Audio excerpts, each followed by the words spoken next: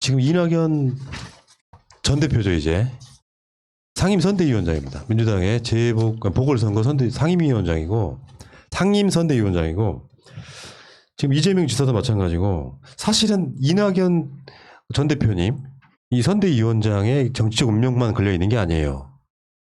이 보궐선거가 일단 이낙연 편하게 대표라고 합시다. 너무 길어서. 네. 이낙연 대표가 이번 선거를 이기면 분명히 본인한테 마지막 기회일 수도 있는 기회가 오긴 와요. 왜냐면 언론이 그렇게 띄우거든. 노출효과 때문에. 이낙연 대표가 서울, 부산 왔다 갔다 하면서 막 열심히 선거운동해서 만약에 두 자리를 다 얻게 되는 상황 또는 서울시장이라도 이기게 되면 이낙연의 어떤 지도력, 대중 어떤 소구력 이런 것들이 주목을 받게 되겠죠. 이재명 지사도 마찬가지입니다. 현재 공무원이기 때문에 선거운동을 직접 할 수는 없죠. 불가능한데 그러니까 이제 간접적으로 소위 말하면 이재명계라고 불리는 분들이 열심히 가서 도와서 그런 게 있잖아요. 서울시장 박원순, 경기도지사 이재명일 때 느끼는 그 서로가 안도감 같은 게 사실 있잖아요. 그렇죠. 안정감? 뭔가 이렇게 우리가 다음에 미래가 있어 이런 게 있죠. 네. 근데 그 이야기를 한번 해보려고 그래. 최근에 그런 거 있어. 그 이간질 논란이라는 게 있잖아요. 이재명 지사가 이낙연 대표 퇴임하는 날 당무위원회를 갔는데 뭐 고성이 나고 난리가 났다 보도를 한 언론이 있습니다. 전혀 그런 적이 없다는데 오히려 그 자리에 그러니까 무조건 간 건 아니고요. 간다고 미리 연락을 했대요. 그러니까 말하자면 초대하지 않은 자리에 왔기 때문에 뭐 이재명 지사를 막 홀대하고 서로 고성이 오갔다는 완전히 가짜뉴스고 이재명 지사 입장에서도 이낙연 대표가 고생했으니까 가서 이제 뭐 축하인지 노고를 취하하는 건지 모르겠지만 그런 상황을 만들었을 거 아닙니까? 요거를 말도 안 되는 가짜뉴스로 보도를 하면서 실제로 민주당 자체를 이간질시키는 오늘 이재명 지사 그런 얘기했죠. 지상 최대의 이간 작전 시작됐다. 나 근데 이게 진짜 놀랍더라고요. 이거는요. 민주당이 지금 있고 그런 식으로 분열되잖아요. 이낙연 대표와 이재명 지사 사이가 그렇게 분열되잖아요. 어느 누구한테 도움 안 돼요. 맞습니다. 지금은 진짜 지금부터는 이간질하면 안 되고 완전 원팀으로 가야 되거든요. 그래서 상대가 얻고 있던 지지율을 온전히 흡수할 수 있는 상태로 가야 돼.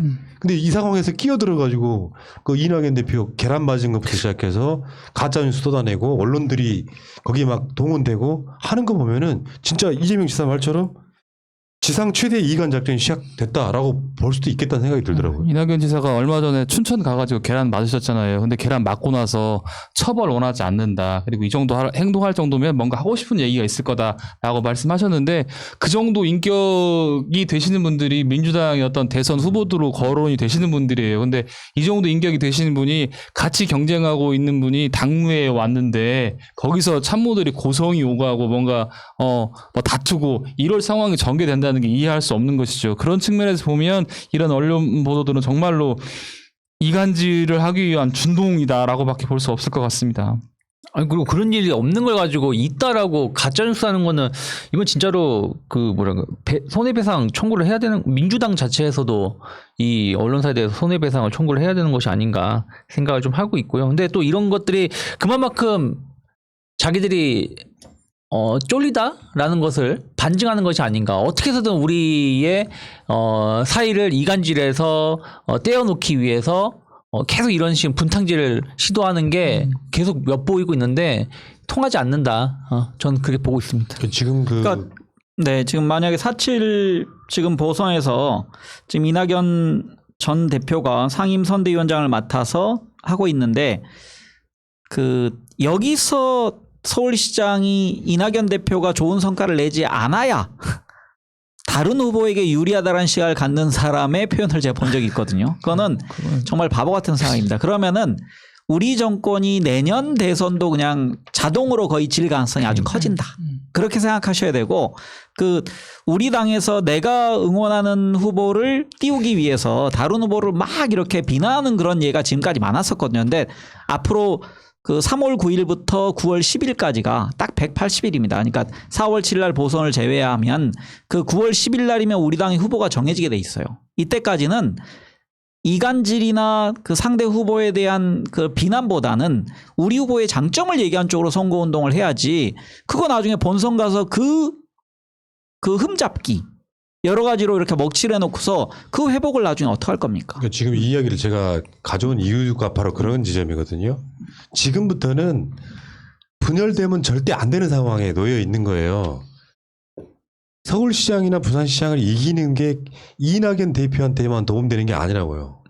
이재명 지사한테도 굉장히 도움이 되는 거거든요. 그러니까 저는 근본적인 질문으로 한번 들어가 봅니다.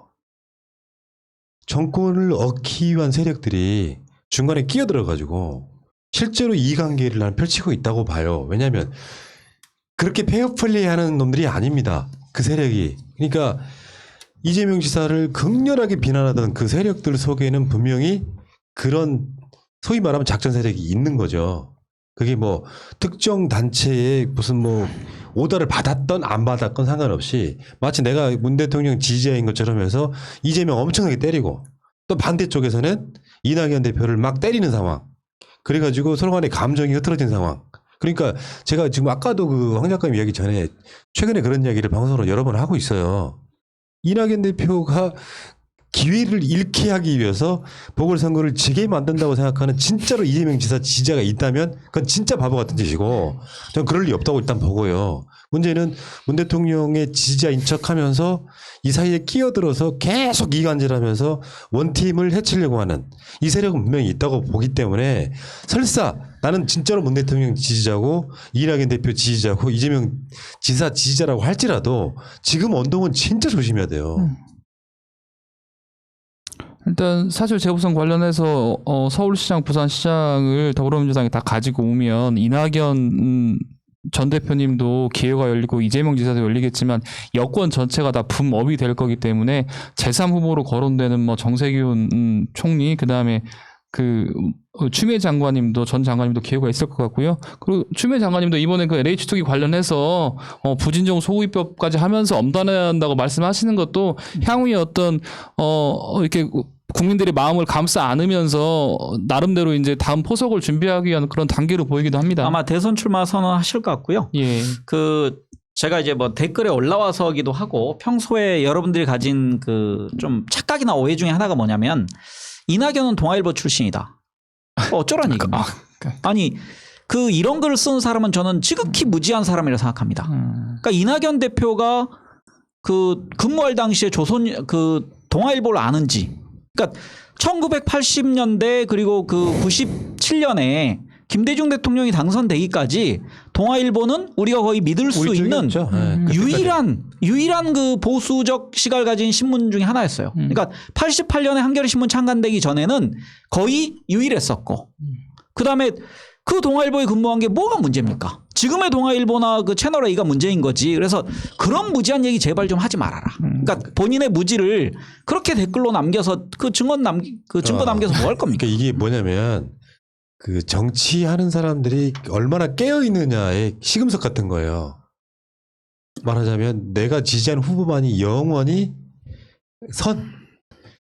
내 후보가 선이니까 상대방을 악을 만들어야 돼서 악마화의 도구로. 사실 그 피해는 이재명 지사가 엄청 많이 봤잖아요. 근데 악마처럼 막 그 표현이 됐는데 문제는 다시 말씀드리지만 내가 지지한 후보가 대통령이 되는 게 목적이 되면 안 된다니까요. 그렇죠. 정권을 연장하는 게 목적이 돼야 된다고. 그러니까 이 상황에 설사 진짜 진심으로 난 문 대통령 팬이지만 나는 누구 특정 후보가 누가 됐으면 좋겠다 하시는 분들은 그 후보를 위해서라도 갈라치기로 등장하지 마시라는 거예요. 어떤 뭐 자기 SNS든 어디 댓글이든 간에 그렇게 되는 순간 그게 다수가 되는 순간 정권 교체 못합니다. 아니 정권 연장 못합니다. 이 어떤 분이 이걸 말씀하시더라고요. 성공한 대통령이 어떤 대통령이냐 뭐 이렇게 질문을 던지시면서 하시는 말씀이 정권을 연장시킨 대통령이 성공한 대통령이다. 그래서, 정답. 네, 그래서 문재인 대통령도 성공한 대통령으로 역사에 기록시키고 싶으면 정권을 재창출할 수 있도록 도와줘야 된다. 이 타이밍에 갈라치기 하는 거는 정말로 서로에게 도움이 안 된다는 생각이 드네요. 그래서 이낙연 이재명이 지사가 사실은 지금 대선 1년도 안 남은 상황이에요. 우리가 보궐선거 코앞에 있기 때문에 어떤 시점상으로 보면 별거 아닌 것 같지만 옛날 같으면 대선이 12월 달에 있었잖아요. 그렇죠. 그럼 이미 1월 달부터 지지고 볶고 난리 나요. 되게 옛날 같으면 1월 달 정도 되면 1, 후보가 2월 달에 확정이 후보가 됐죠. 뽑히죠. 그렇죠. 그래가지고 거의 한 10개월 가까이를 대선 장정을 하거든요. 맞습니다. 그 타이밍이죠 벌써. 경선 후보를 뽑는 게 얼마 안 남았다는 얘기예요. 9월 달이면은. 맞습니다. 그래서 9월, 10월, 11월, 12월, 1월, 1월 뛰고 3월 달에 대선을 하고 취임식은 5월 달이니까 진짜 코앞에 와 있는 거거든요. 맞습니다. 그러니까 우리가 조금 이게 익숙치 않은 게 원래 12월 대선에 우리가 익숙하거든요. 그러니까 12월 대선이면은 보통 6개월 전쯤에 당에서 확정을 합니다. 그러면 이제 180일 정도 나중에 본선 채비를 하는 것이고 그 전 6개월 정도는 원래 당내 경선이 있는 것인데 지금 우리가 이제 어제부터 시작해서 딱 그 1년. 180일이에요. 그러니까 9월 10일 날 민주당이 그 후보 확정하게 돼 있기 때문에 그러면은 앞으로 6개월은 우리 내부에 아마 치열한 싸움이 있을 텐데 네거티브 하지 말자는 얘기입니다. 가급적이면 선거 우리 안에서 원팀 대기에서 포지티브 하자는 얘기입니다. 그러니까 이낙연 대표한테 계란 던졌을 때 사실 이낙연 대표 리스크는 없어요. 말하자면. 그럼에도 불구하고 이재명이 시켜서 지금 LH 그 투기 관련한 것도 이재명이 자기 측근들 통해서 터트린 것처럼 계속 이미지화 시키거든요. 대한민국 사회는요. 예를 들어서 이재명 지사가 저쪽 사람들과 잠깐 술 한잔 한다고 해도 그게 다 연결시키는 그런 구조. 사실은 여야를 넘나들면서 사람과 사람 사이 인맥은 수도 없이 많이 있잖아요. 요거를 악마화 시키는데 동원되는 사람들은 나는 솔직히 말해 깨어있는 시민이라고 보기 좀 어렵다. 그 어느 쪽이든 간에. 그래서 지금은 이 타이밍은 내가 지지하는 후보를 긍정적, 포지티브한 걸로 지지하는 쪽으로 가야만 되는 거죠. 너희들 꼴 보기 싫어서 나 그 사람 지지 못해. 이 판 만들면 안 된다는 거예요. 우리 역사가 아직도 그게 없나? 정동영이 왜 정권 연장을 못 시켰습니까? 떨어졌으니까 못 시켰죠. 말이에요, 막걸리. 아니 근데 지금 말씀하신 거랑 비슷한 게 요즘에 시골 가도 그런 말씀들을 많이 하세요. 뭐냐면 남들 뭐라고 하지 마라. 상대방 욕하면 사람들이 다 스스로 너를 욕한다. 그러니까 네가 할 얘기를 하고 상대방 비방하지 마라. 옛날처럼 그렇지 않거든요. 그래서 민주당 내부에서도 대선 경선을 할 때 서로 자기의 장점 내가 뭐 행정경험의 장점, 의회경험의 장점, 아니면 비전에 대한 장점을 얘기하면서 그 지지자들도 그런 얘기를 해야지. 제가 뭐 인신공격했네, 제가 무슨 가정사에 문제가 있네, 뭐 이런 음모가 있네, 이런 얘기들은 좀 자제해야 될 것 같습니다. 네. 그리고 그런 것들이 이게 소위 그 이제 확전, 에스컬레이션 되면은 아니 그러면은 정치인이 그 나이 뭐 다 60, 뭐 70 다 돼가는 분들인데 인생에 단점이 없겠습니까? 많죠. 있겠죠. 그거 계속적으로 우리끼리 서로 파고들고 공격하고 해집고 하면은 결국은 우리 파이가 적어지는 거예요. 이게 비슷한 이야기로 일부의 사람들은 민주당을 공격하기 바빠요. 깨어있는 시민인데 비판하지 말라는 게 아니에요. 진짜로 막 빨간 수박이 많거나 개혁적이지 않으면 비판하지 말라는 게 아닌데 이게 굉장히 이상한 구조에 놓여 있는 거예요. 일부 수익을 창출하려는 선동가들이 민주당은 무능한 것처럼 공격만 해야 돼요. 그러면 거기에 도구로 사용되는 사람들은 계속 민주당이 무능하다고만 이야기해. 실제로 민주당이 뭘 통과를 시켰고 뭘 입법을 했고 뭘 잘했는지는 전혀 알지를 못한 상태로. 그러니까 그게 정말 정확한 얘기입니다. 맞아요. 그러니까 민주당이 뭐 개혁에 미진하다 못하고 있다 그러면서 제가 물어봅니다. 뭘 못한 게 있나요? 그러면 딱히 얘기를 못합니다.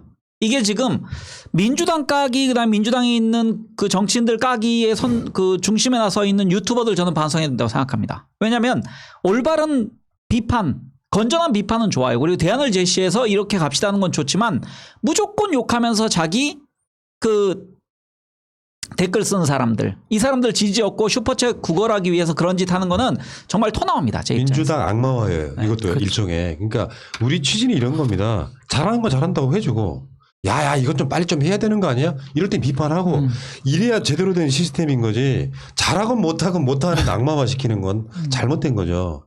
근데 그런 것들이 선동되면 사람이 그런 게 있다가 알고 보면 본인도 모르게 세뇌되어 있는 거예요. 이재명은 악마야 라든지 이낙연은 너무 보수적이야 라든지 민주당은 무능해 라든지 하는 게 일종의 그 이미지화 시켜서 악마화 시키는 과정이 들어있는 거거든요. 이걸 빨리 깨워야 돼요. 저는 그렇게 생각합니다. 아마 이 지금 민주당의 대선 후보들께서는 아마 1심 단결해가지고 정권 재창출을 위해서 노력하실 것 같고요. 이낙연 전 당대표 같은 경우는 일단 당대표를 내려오셔서 의원으로서 열심히 도와주고 계시는데 이재명 지사나 다른 이제 뭐 정세균 대표나 이런 분들은 일단 공직에 계시니까 적극적으로 도와주고 마음은 정말 굴뚝 같으신데 그렇게는 못하실 것 같고 그래서 아마 이재명 지사도 뜻을 함께하는 의원님들을 보내서 적극적으로 박영선 후보로 도우실 것 같고 아마 정세균 총리는 어떻든 간에 LH 문제나 다른 문제들을 국정을 편안하고 안정되게 정리를 하는 것이 도움이 될 테니까 그것이 도움이 된다고 생각하면서 열심히 국정을 운영하지 않을까 싶습니다. 정세균 총리는 어떻습니까? 뭐가요? 기회 드릴게요. 뭐가요?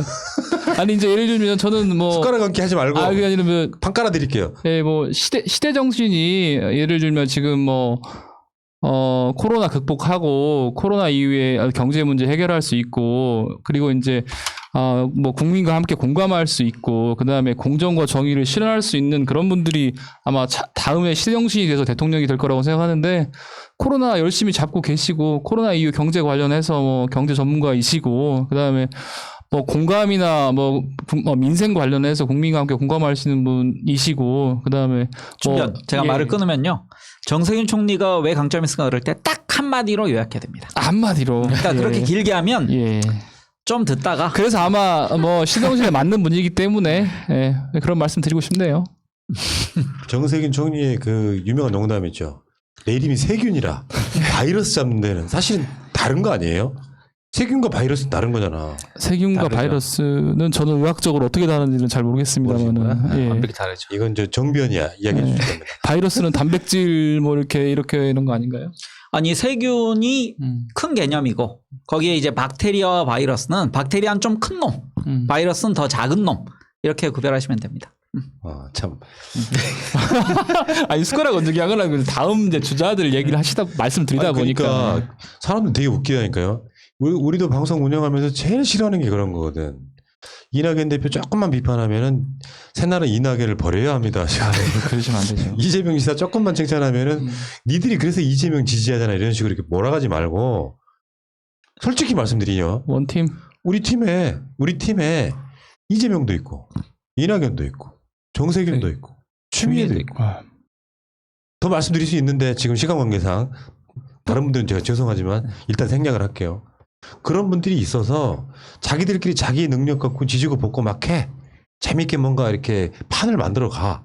그럼 거기에 우리가 어떤 축제 분위기 만들어 가지고 누가 내가 지지했건 안 했건 누가 후보가 되든 흔쾌히 정권 연장 가져와 이게 돼야 된단 말이에요. 그게 안 되는 게 문제예요 지금. 그러니까 이번 서울시장 경선에서도 우상호 의원하고 박영선 의원하고 어떻든 간에 경선하면서도 아무런 반감 없이 서로 언니 누나 동생 하면서 보기 좋게 갔잖아요. 그리고 수용하고 칭찬해주고 격려해주고 이런 부분들을 대선에서 만들어 가야 국민들이 같이 뜻을 합쳐주시는 것이지 경선 과정 속에서 뭐 사실 뭐 총질하고 삿대질하고 하는 것이 절대 바람직하지 않을 것 같습니다.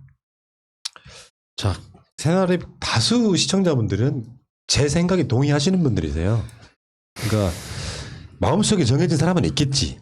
나 누구 찍고 싶어는 있을 텐데 그만큼 상대를 자극하거나 조롱하거나 악마화시키면서 내 후보만이 절대선이야라고 말하는 게 소위 말하면 극우극자라니까요. 그렇죠. 실은 그 이상으로 나중에 공격받게 됩니다. 그런 분들은 정말 내가 좋아하는 후보를 그게 확장시키는 게 아니고 오히려 내가 좋아하는 정치 지도자에게 해를 끼치고 있다고 생각하셔야 됩니다. 그 대표적인 게 박근혜하고 이명박이잖아요. 맞습니다. 그래서 이재명 지사가 오늘 했던 말 지상 최대의 이간 작전이 시작됐다. 새날은 그런 방송 아닙니까? 고품격 이간질 방송. 저쪽을 아까 오늘 썸네일도 그 용도잖아요. 윤석열 지지하려고 보니까 내가 좋아하는 박근혜 수사한 놈이네. 여기 이간질인 거예요. 저쪽에서 들어오는 이간질은 마치 문 대통령 지지자인 척하면서 다른 유력한 대선 주자 악마화시키기에 동원되고 있는 부분이 분명히 있고 아직도 거기 헤어나오지 못하신 분들은 헤어나오시라고 오늘 이 이야기를 준비해봤습니다. 여기까지.